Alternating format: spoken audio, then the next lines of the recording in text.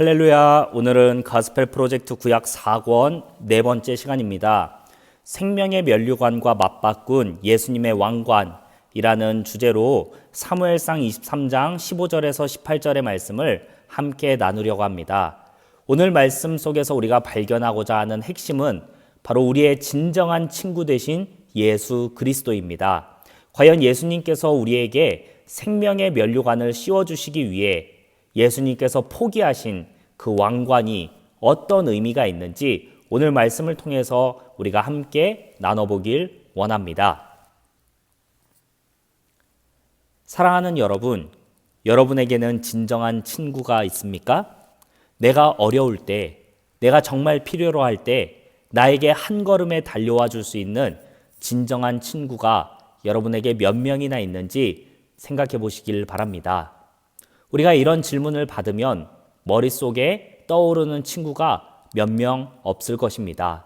이렇듯이 친구라는 개념은 정말 깊고도 또 큰 관계입니다. 그런데 오늘날 우리가 생각하는 친구는 이런 진정한 친구라는 개념보다는 다소 얕고 넓은 개념의 친구라는 것을 생각해 볼 수 있습니다. 왜냐하면 여러 가지 매체가 발달하면서 이전에는 만나야만 또 얼굴을 봐야만 알 수 있었던 친구가 이제는 인터넷상에서 하루에도 수백 명에서 수천 명, 아니 수만 명이 넘는 친구들을 만날 수 있는 시대가 되었기 때문입니다.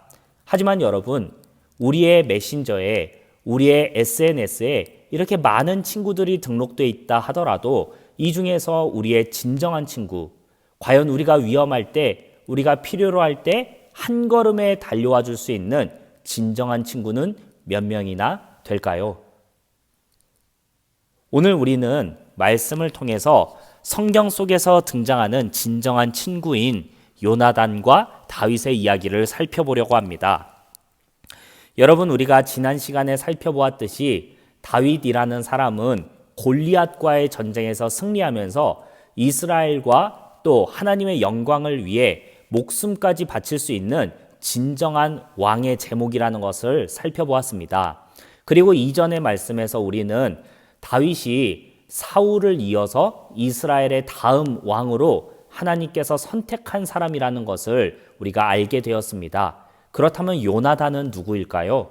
요나단은 바로 이스라엘의 초대 왕이었던 사울의 아들이었습니다.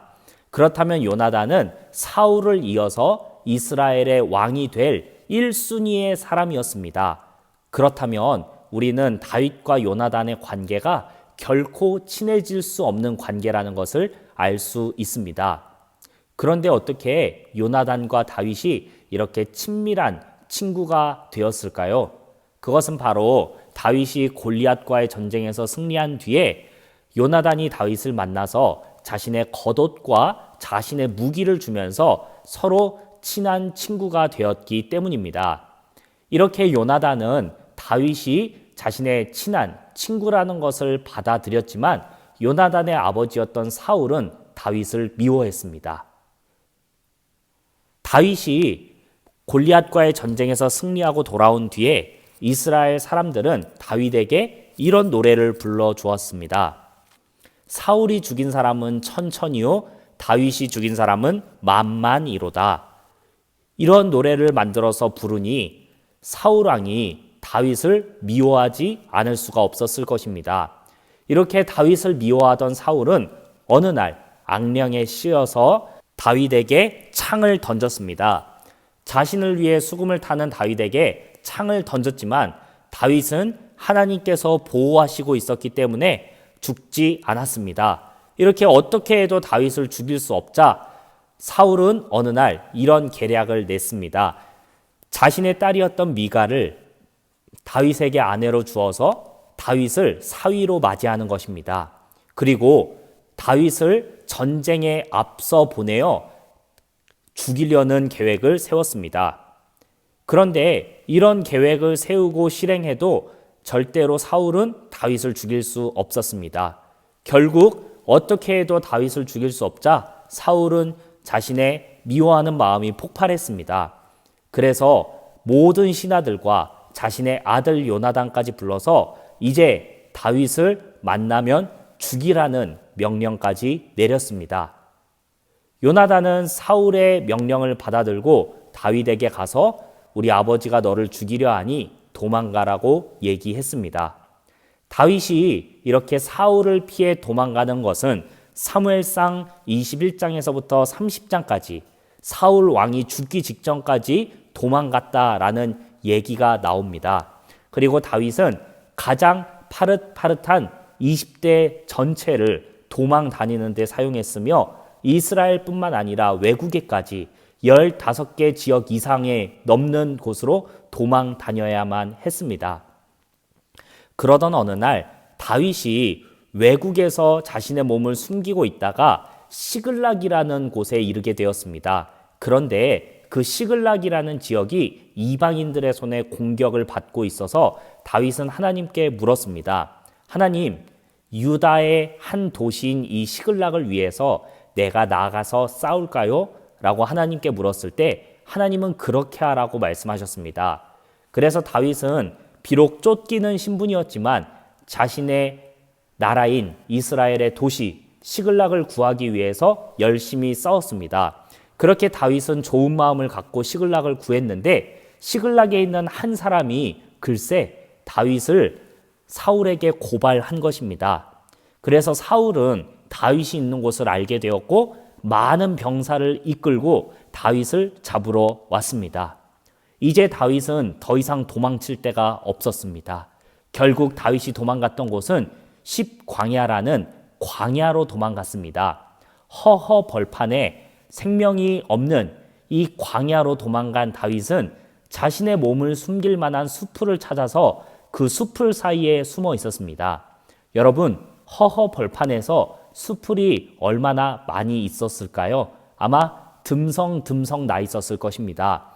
그렇게 듬성듬성 나서 숨어도 티가 나는 수풀에 다윗이 숨어 있을 때 누군가가 다윗을 찾아왔습니다.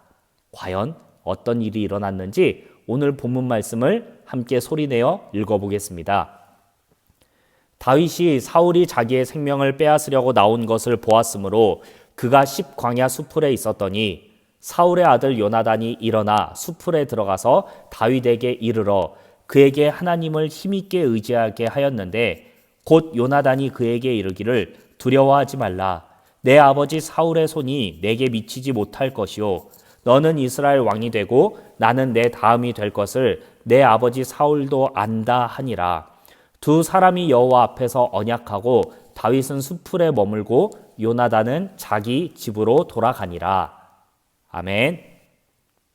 자, 여러분, 우리는 다윗을 찾아간 요나단의 모습, 이 십광야에 있는 수풀에까지 다윗을 찾아와서 그가 도망갈 수 있도록 그에게 생명을 허락해 준 요나단의 모습, 이 요나단의 모습 속에서 예수님을 발견할 수 있습니다. 우리의 진정한 친구 되신 예수님을 바로 다윗의 진정한 친구였던 요나단의 모습 속에서 발견할 수 있는 것입니다. 과연 어떤 모습을 발견할 수 있을까요? 첫 번째는 가장 어려운 시기에 다윗을 찾아왔던 요나단이라는 사실입니다.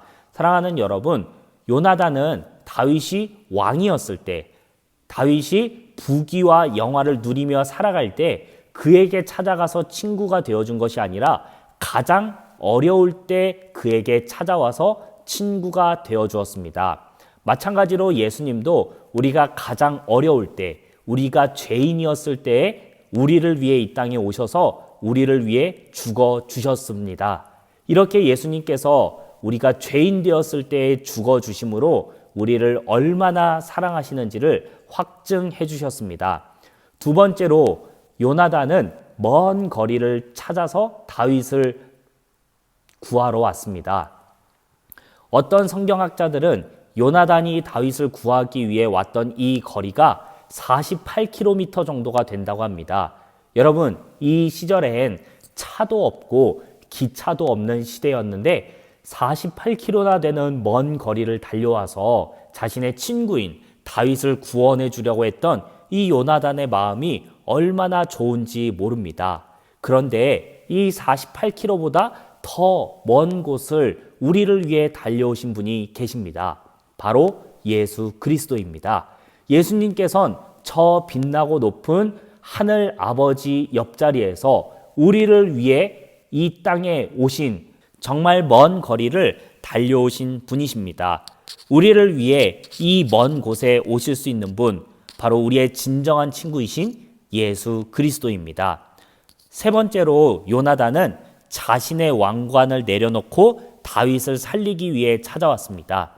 여러분, 요나단은 자신이 사울 왕의 아들이라는 사실을 통해 사울 왕을 이어 이스라엘의 왕의 제목이라는 것을 알고 있었습니다.